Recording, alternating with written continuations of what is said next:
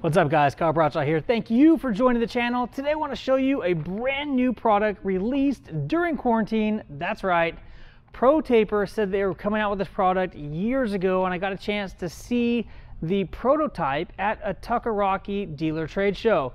Now, the product has finally hit the market. It is right here. It is $159.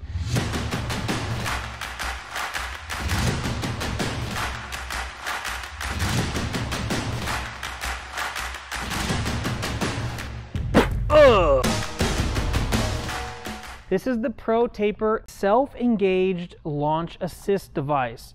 So what happens, this will fit onto the front of virtually any dirt bike. You've got the ring here that's going to go around your fork. You twist it to self-engage it, and then you're simply going to just ride up, put pressure on the front forks, and it's going to engage itself in the launch position.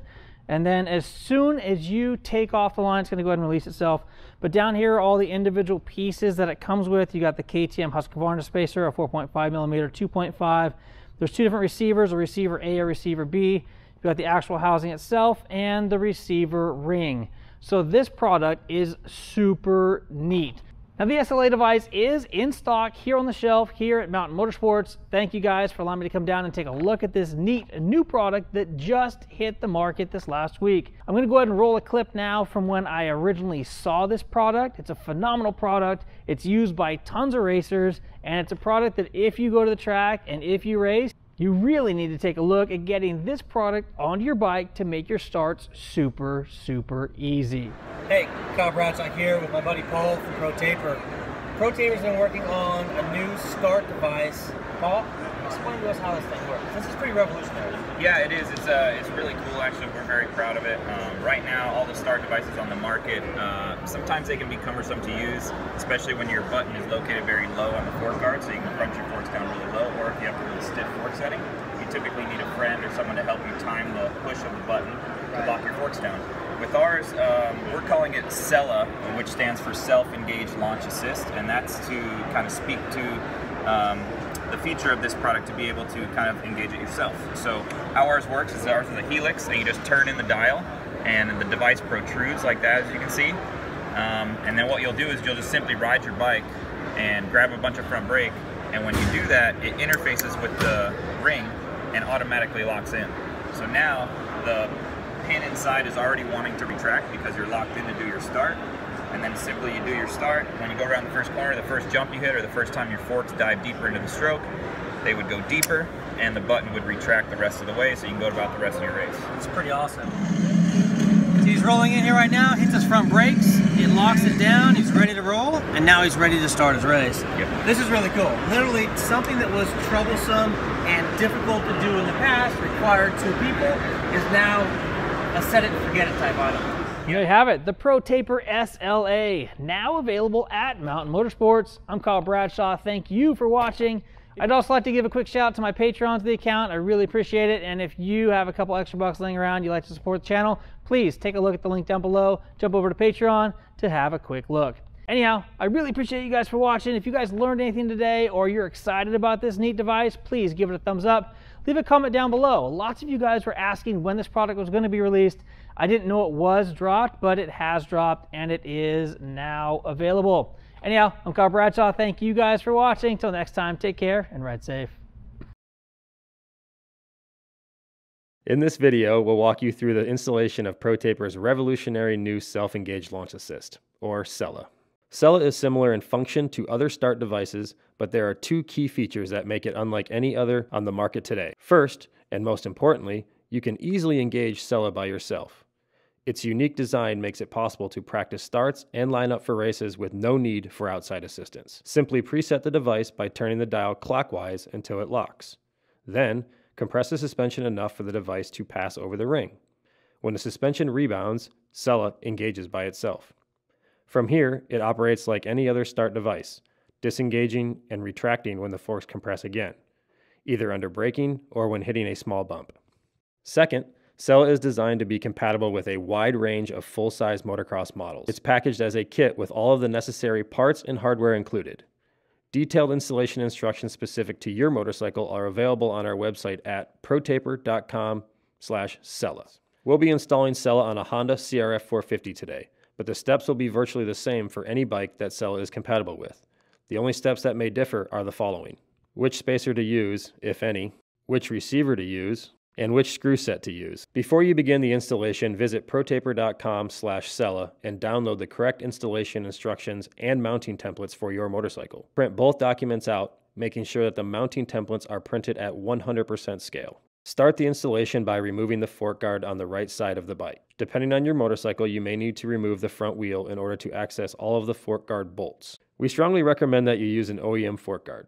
If your fork guard has a graphic, remove it during the installation process. Variations in fork guard design and the added thickness of a graphic can each potentially cause an interference. There are a few mounting templates available for each motorcycle, each having a different mounting depth. This affects how high SELA sits on the fork guard. Shallow depths, like 100 millimeters, work well when traction is low, like during a concrete start. Greater depths, like 120 millimeters, are better suited to high traction conditions, like grates and tacky soil. Once you've selected your desired depth, verify that you've printed the mounting template at 100% scale by performing the scale check in the upper left corner. Each of the two red lines should measure 50 millimeters in length. If either of these red lines do not pass the scale check, reprint the template, making sure that the proper print settings have been selected. Once you've confirmed the proper scale, begin carefully cutting out the template as indicated, making relief cuts as instructed. For the best result, we recommend the use of a precision knife and cutting mat. With your chosen mounting template neatly cut out, it's time to attach it to the fork guard. To do this, you'll want to use a high-quality masking tape. Begin by lining the template up with the fork guard along the top and outside edges. The template should run all the way to the edge of the plastic. When the fit looks good, tape the outside edge down in a few places. Next, pull the template tightly across the fork guard to line it up with the inside edge, being careful not to rip the paper. Again, the template should run all the way to the edge of the plastic. If you need to make adjustments, carefully lift the tape on the outside edge and reposition the template. Confirm that the template lines up with the inside edge and tape it down here as well. Finish with a few more pieces of tape around the template to firmly secure it in place. It's very important that the template fits tightly along the entire outside edge of the fork guard. This will ensure that SELA is mounted precisely and that it will function as intended. With the template firmly secured, we can now mount the aluminum drill guide. Carefully align it with the template. Once in place, tightly secured on all four sides using the same high-quality masking tape as before. It's very important that the drill guide is mounted as accurately and firmly as possible. Next, using a 3/16 inch drill bit, drill the 3 small holes through the drill guide and the fork guard. After this, we'll temporarily install the 2 3mm Phillips heads housing screws into the drill guide. These will help to hold the drill guide in place as we drill the large hole. Using the supplied drill bit, drill the large hole, going all the way through the fork guard. Use caution here and take care to start your drilling directly in the center. Now that we've finished drilling, we can remove the drill guide and the template from the fork guard. There may be some burrs left behind from drilling the large hole. Carefully clean these up with a razor blade. Next, using a sharp cutting tool, carefully cut away the fork guard material between the large hole and the smaller one right below it. This is for drainage. Using the supplied bit by hand, we'll carefully carve a countersink into the top and bottom holes on the back side of the fork guard. You'll want to do this by hand to avoid taking away too much material or making a bigger hole. Remove just enough material to allow the countersunk washers to sit flush with the back side of the fork guard when installed. Now we're ready to install a SELA mechanism to the fork guard.